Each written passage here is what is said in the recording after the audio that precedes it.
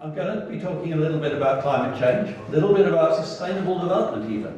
But I want to do this in the context of the Ark. It's a critical time. It's only a few days since we had the Glasgow Climate Pact. We had all the governments, 26,000 people, some people here on the fringe. What do we get out of it? Not a lot. We took some small steps forward. And I think people who are imagining there might be some kind of magic wand are possibly kind of in Never Never Land. Small steps is what's happening. We need to take bigger steps, and we need to take them faster. We are seeking to keep climate change to 1.5 degrees, we all know that. And the lesson from Glasgow is it's getting harder, but perhaps we're making some progress. And I'm not going to lecture, but you know, we all know it. It's going to get worse. And the solutions are multiple, but they all come down to two things. One of those is keeping fossil fuels in the ground, which isn't really, of all the issues around the Ark, we don't have oil fields, we don't have coal mines. So let's focus on reduce emissions rapidly. And for non-industrial counties, buildings and transport. And kind of buildings and transport is what the Ark is all about. So, if we accept the science of climate change, we must accept the need to act. And if you're serious about acting, you have to accept the need to act rapidly. Change is coming. And therefore, we need to evaluate all aspects of new development. Firstly, need. Sustainable development, originally defined as meeting the needs of the present while not compromising the ability of future generations to meet their needs. Is there really a need? And we all know what the answer to the Ark is there. What are the benefits of all this? And who for? What are the alternatives? Hey, we're here talking about alternatives to the Ark, supposedly. What are the alternatives? There is going to be development in the Ark counties over the next 20, 30 years. There's going to be development everywhere. Is it natural or is it hothouse? Is it forced? Is it organic? And finally, we have to get to net zero. We know that. We can all say it. Doing it may be a bit different. And so therefore, question, how do the Ark proposals deliver for the climate crisis? And let's be clear, there is a climate crisis. People might think, well, we had an emergency 2 years ago, but the crisis is ongoing. And the Intergovernmental Panel on Climate Change, I don't want to give you too many long quotes, but I think this is important. Have I got this? No, I won't even try and find me. Oh yeah, there you go. Rapid and far-reaching transitions. Unprecedented transitions.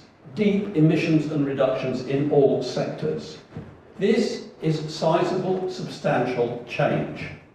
This is not business as usual with a little bit of blah, blah, blah and a little bit of greenwash. This is not new estates being built that are somehow green because the mayor's turned out to plant some trees at the primary school. And we've got a few more trees around the estate, but we know in 2-3 years' time the management company will have let them die. That is not greening development. Zero carbon is the challenge.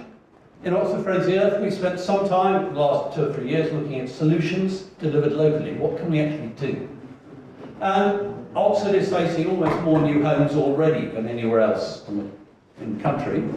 So our Zero Carbon Homes initiative has said, okay, what can we do? I'll come back to this.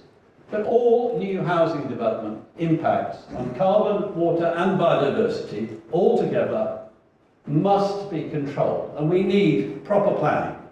I know some people here don't like planners, but planning is what we are facing at the moment, and the supporting regulations. And this must be more than just minimum standards. Some of you will be aware that local authorities can now set higher than national standards. We've been pushing for the last 2 years for all Oxfordshire councils to work together to set a common zero carbon standard for all new homes. And I was quite pleased when I looked at the slightly problematic Oxfordshire 2050 plan draft that some of you will have seen, that the first policy number one, the preferred policy option, is all new homes, zero carbon in construction and operation. We've pushed for that, other people have pushed for it. Now we just have to make sure it stays in the plan, and much more importantly, it actually happens. So, one more point. Deliver genuinely sustainable development. Now, we all heard about sustainable development. Some of us have lived through it for a few years. And it's become almost meaningless, largely thanks to George Osborne, about 10 years ago, when he came up with a national planning policy framework. But basically he said anything that can be somehow sustained is sustainable. Didn't actually quite... So people have kind of either used it as part of the blah, blah, blah, or ignored it. But actually, it's quite important. And I'm not going to rang on too far, I promise you, but the UN does have no less than 17 sustainable development goals. And of course people say, well, hang on, that's all at a country level. Our 6 counties are the size and wealth of an awful lot of small countries. Those are the 17 development goals. I'm not going to talk about them, but I would remind you that there is sustainable cities and communities, responsible consumption, climate action, 11, 12 and 13. But let's not forget life below water, life on land, and reduced inequalities. And of course education, health, gender equality. They're all there. What do they actually mean for us here? And I would suggest that they are important because we have to use them. Now, the other point about sustainable development is it used to be, I'm sure a lot of you are aware of this, economic, social and environmental. And I've lost count a number of times. I've heard senior councillors and people like that talk about the need to really balance the environmental and the economic. And of course we know that doesn't work, because somehow, 19 times out of 20, the economic seems to weigh a little bit more than the environmental. And it was quite encouraging to see the Oxfordshire 2050 plan. I never think I'd be praising local planners so much. They say we should not consider environmental, economic and social as things to be balanced, but as priorities that are mutually supportive. And there is a challenge for the ARC. And when I look through the ARC publications and materials, I see very little that really gives me any confidence that they are really understanding what integrated and mutually supportive mean. Prove me wrong. So, how do we do this? Let's get the policy context right, and let's look at what the ARC is talking about. The text, a lot of the ARC documents, I'm sure you've read them better than I have.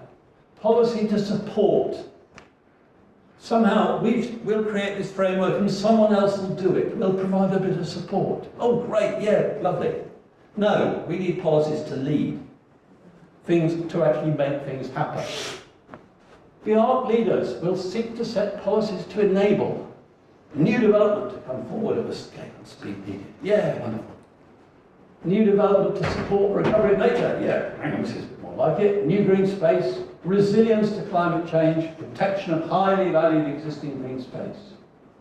But really, supporting resilience to climate change. Is that the best the ARC can offer us? We need something a little stronger, I suggest to you. We need real change. Let's look a little further in their documentation. Making sure, this is one of their questions that was being talked about this morning, new developments help to achieve net zero carbon level at an ARC level.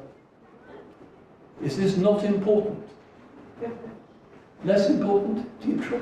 Not important? How? This is a national policy target. Our government has passed law that says we have to be net zero by 2050. Why are we asking? Making sure growth within the arc is placed around areas with better transport links. Wow, never thought of that. Is that not important, less important? One question. Why are these questions even being asked if the people around the arc are taking climate change seriously? My worry is that there is still a mindset that puts this firmly in development as normal with a few nice green bits added around the edge where they don't cause too much problem. We have to move on from that, and we have to move on quite fast. We have to find other ways of doing things. We have to find alternatives to the arc. And for any major assessment, infrastructure, I think there's a few things. Where is the independent assessment of need? Now, I mention that because some of you may be aware that there is in Oxfordshire a thing called the Oxfordshire Growth Needs Assessment, OGNA.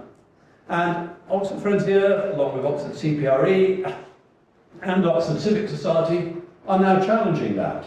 Because we don't want to argue about where the houses go or how many people, if the underlying assessment is wrong.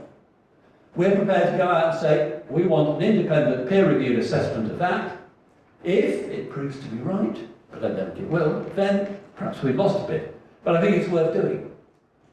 A strategy for low-cost housing that is not dependable on, as far as I can see, the only way you can get affordable housing at the moment, unless councils go out and build it, bit of kudos to Oxford City Council and others who are doing that. But by and large, the developers will say, okay, we'll give you 20%. You want 40%, we can't afford that, okay, 20%. Actually, when it comes down to it, it'll be 18% or 16%. That is no way, and you all know that, to solve the problem. For mechanisms to deliver zero carbon and help restore nature. Yeah, the consultation document's full of that, except when you actually look for what is really going to happen. And of course they may say, well, we're not at that stage yet. But if it's not in at the start, it seems much less likely. My experience is that you want to get the good stuff in at the start and then fight to defend it, rather than somehow imagine it will come of its own accord later. And an approach, if there was one phrase that came up in Glasgow, it was climate justice. This isn't just about the rich nations sorting their own economies out, sorting out clean transport, sorting out that, and letting the rest get on. This is a global crisis. And that climate justice has to apply here, down our streets, in our villages, in our rural communities, our urban communities. And there's an awful lot to be done. Tackling inequality. I think John this morning probably showed a slide, I wasn't here, missed it I'm afraid, which suggests that this is some of the most privileged or better off. You know, we've talked about levelling up. You all know that investing in this area is exactly the opposite of levelling up. Let's put more money into the areas that generate lots of money so we can all get rich in this area. And let's leave Burnley and Halifax and Scunthorpe and Skelmersdale. Let's not talk about them. No, we have to do this right. So, what does all this mean? Well, if there is going to be an alternative form of development, and I'm not going to show this for long, I'm not expecting you to read it. This is what Oxford Friends of the Earth has seen, thanks to Dan Schaaf, one of our supportive planners. Yeah, all new housing, all new homes built to a zero carbon standard, regardless of size of development or affordability. Construction embodied in use energy, all that, all new homes from now. A carbon offset mechanism for the things we can't get away with. Offsetting, don't like offsetting. But actually, I'm not sure how you build a zero carbon sewer. Maybe someone does. Maybe there's bright people out there, which is great. But until then, we need to find ways to offset. We need the transport. We need the low emissions heating systems. All those things. Who in the ARC is talking about district heating? I don't see it yet. All that Water, minimisation, demand. How do we build water smart houses? Again, there's young architects working on that, but we need to give them a lot more support. And of course, biodiversity, and I'm sure David's going to talk about that. What we're looking for as an alternative is genuinely sustainable settlements. Good places to live. Places that people say, I feel at home here. I like it here. I'd like my friends to come and live here. This is a great place to bring up my kids. And at the moment, I don't think the Ark's delivering that. But there are people who've been doing this. Transit-oriented development, been talked about. Peter Calthorpe was doing this 25, 30 years ago. I think when Milton Keynes was being set up, there was all sorts of optimistic talk. Alan Francis may remember it. 15-minute neighbourhoods, one of the big buzz phrases, or 20-minute if you prefer. People like the International Institute for Environment Development, nearly finished. How do you build real human settlements? Not just places that people live, places that people thrive. And at the moment, I don't think we're getting that. And you probably know of other ways forward. There's a lot of great stuff. But I look at the ARC documents and I think, are they paying attention? Or are they just running on the growth model? The 80s, 90s, that gave us, anyone been to Bradley Stoke? Just north of Bristol? Miles and miles of semi-detached and roads with no shops. They drove me through there and they pointed to a green space and said, oh, that was where the supermarket was going to be, but they never built it, so we all have to drive 5 miles to the supermarket. No, we need genuinely sustainable settlements, and we need a clear purpose. From where I'm standing, the Arc is set to be fragmented, disengaged. A bunch of dots on a map, we can see them all here. Estates, settlements maybe, industrial parks down the road, some green spaces because, hey, we're going to be green. And as many new roads as they can fit in, I strongly suspect. But where in all that is what the anthropologists and sociologists call the local social identity, the bit that makes places good to live in. Where does that come in? At the moment, I think it's buried. Vague ideas, greenwash, north-south inequality. Yep, we're not getting there. We need change. Change is coming, and I'm prepared to bet it's going to be difficult for all of us. I'll bet there's at least 25% of people in this room who don't like the idea of having to give up your gas cooker and your gas boiler. That's going to happen. We need innovation. We've got great innovation, but we need an awful lot more of it. Anyone watched The Martian, the film with Matt Damon? Where he says, yeah, I'm going to have to science, excuse the language, I'm going to have to science the shit out of this to survive. We're going to have to innovate the shit out of this if we are really going to make progress. We need the clear targets for that, not just random innovation. We need genuinely affordable places to live. We need levelling up to actually mean levelling up. In short, we need an alternative to the Arc, because the Arc is not fit for me.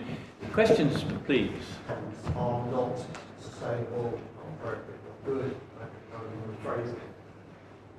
Do you think we should be just literally trying to say, no, stop the Arc altogether, or should we be trying to sort of tweak those plans to make them more sustainable? It's a tactical question. Whoa! Fabian versus the full frontal. Both. Environmental activity has always involved protest,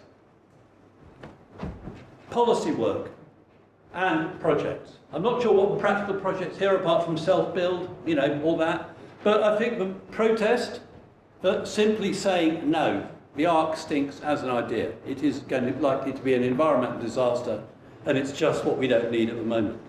But we have people, we have councillors here, we have people engaged in the processes. Not to get involved in the policy work is unbelievably stupid to my mind. People say, oh, well, you're too close to them. It's easier to twist someone's arm if you're up close. So let's do both. Interestingly enough, I was logged into the conference just down the road yesterday, the Bidwell's conference, and what you got there were lots of people talking about their own little bit and how they were already developing this or planning to develop that. And if the arc is stopped, they won't stop doing their little bits, but what would stop is another Bidwell's conference and this whole huge push to wrap it all up and bring in more money and make it a justification. So I thought that was quite telling, really. Where are we going? Yes? Yeah, just coming back to what you're saying, there's a slight worry that it's going to happen by stealth. You know, they've stopped the main road, the road, The expressway. the expressway, but sections of it are still being done without it being called the expressway. And similarly with the development, you know, it's not being called the Arc, but the houses are going in anyway. My point was going to be, you talked mostly about the need for houses in the future to be completely carbon neutral. And then you mentioned water as well, but I think water needs to be almost above that, because the water issues are so severe, certainly in Cambridge. You know, the Cam has lost 50% of its flow. They're still connecting taps, they're still connecting toilets. There's no new source of water, so everything is just gradually getting worse and worse. And Natural England, in some parts of the country, have managed to actually block developments, and everything is on hold because of water, because of the impacts on certain triple SIs and sites of special interest. So we need to demand water neutrality. okay, so get out there and work out how it's done. I don't know. We've got a zero carbon homes group. They're architects. They're even people who had Green Core Homes who built 21 homes up to the highest possible standards. We've not done much on water. It would be great. Maybe people in Cambridge who want to build a zero water homes group, find the architects, find the people. Don't look at me, go out there and do it. Go on. Yeah, well, you two, and then we'll probably move on. We have been talking a lot about alternative locations for the arc, which might be more appropriate if we're talking about levelling up. Has this group tried to get supporters from the north to attract it? We were talking about should we tender for this program at national level? So where are the interested parties in the north? Well, I think you'd have to ask Andy Burnham as a mayor of Manchester. I think David, you might also want to ask David as chair of Stop the Arc. I mean, I know they've talked about that. But yeah, I'm not convinced that a concept like the Arc is necessary. I think development works best around existing centres that have got good public transport, that have the potential to be genuinely zero carbon, rather than trying to create some artificial region. John, have you got anything to say about the pull factors that could be initiated? Well, we didn't take a view on whether the art concept is a good one, but we just went with if it's a good one, then there are better places for it. Right. But the development of city regions in the north is interesting. I mean, it's sort of rebuilding the old Met counties. And these powerful mayors, Andy Street of the West Midlands, Andy Byrne has been mentioned. We won't mention the mayor of Liverpool, who's currently on charges of various things. But you know what I mean. There are moves afoot. And we have talked about this in staff, how we get some pull, because we're pushing, but how can we get some pull? But has anybody tried to involve these people? Don't know quite. Let's make this the last one. Having just come down from COP and had it so clear that we must go straight to reducing our fossil fuel use by 7% per year, and that we must insulate Britain, as the Insulate Britain people tell us. And we do not have, because we do not have the materials to even build the new buildings that we are building. And I haven't taken I always find myself taking a more and more extreme view, but that's where we need to go. We need to stop all new building and get on with retrofitting and restoring the communities that we already have. Well, good luck with that. Stopping all new building is going to be a challenge. Certainly if you talk to a number of Labour authorities who say we are working with people in extreme poverty who need affordable homes. Now, how they do that is a huge issue. But what I will say is that the skills, the construction issues, for supply chains, all those things are absolutely critical, both for retrofit and for new build. And a lot of the skills that will work for one will work for the other. In Oxfordshire, we have called for, as Richard will know, an innovation zone. There are innovation zones dotted around the country that are meant to bring together academics, councils, businesses and so on. We want a zero carbon homes innovation zone in Oxfordshire as a way of making sure that the colleges are offering the right kind of courses, new kind of courses. When we're talking about modern methods of construction, zero carbon homes, how do you do that? One key point that came out about retrofit last week, Gavin Killett at the University of Oxford, sorry, one slight diversion. 85% of building companies in Britain are 3 employees or less. And they come to do your work. What do they want? They want it to be easy to do for them, and they want not to have to come back for any snagging. So if you say, well, I'm interested in these heat pumps, they're going to think, oh my God. If you say, I'd like the new latest Worcester Bosch boiler, please, they'll say, bish bash Bosch, in it goes, no trouble, God's your uncle. They don't, how do we get to people like that? That's a thing I would like to see South Oxfordshire District Council approaching, and other people like that. We need to really start digging in and saying, if we are going to transform our housing stock and make sure that new housing that's being built now doesn't have to be retrofitted in 5 years' time when we finally get a government with guts to set the proper standards and make the proper money available. So I think we need to be starting to say, what are the supply chain issues? How do we have to train people? How do we get those people to accept the need for change as well as all the other people? Thank you. Very good point to end on. Chris, thank you very much indeed.